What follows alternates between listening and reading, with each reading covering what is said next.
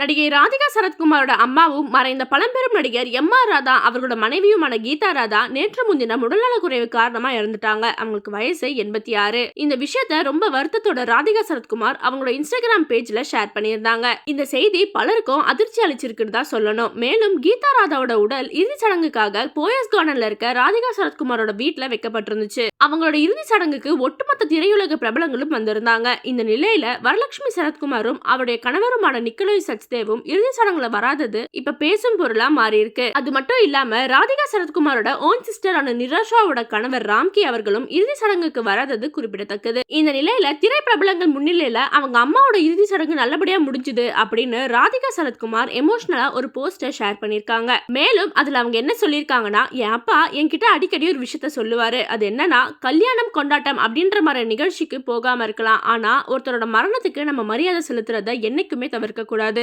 நமக்குள்ள ஈகோ, கடந்த கால சண்டைகள் எதுவா இருந்தாலும் ஒதுக்கி வச்சுட்டு மரியாதை செலுத்த போகணும். இறந்தவங்களுக்கு மரியாதை கொடுக்கிறது தான் ஒருத்தருக்கு ஒருத்தர் கொடுத்துக்கிற மரியாதையே மிக உயர்ந்தது அப்படின்னு அவங்களே கைப்பட எழுதி அந்த போஸ்டர் ஷேர் பண்ணிருக்காங்க.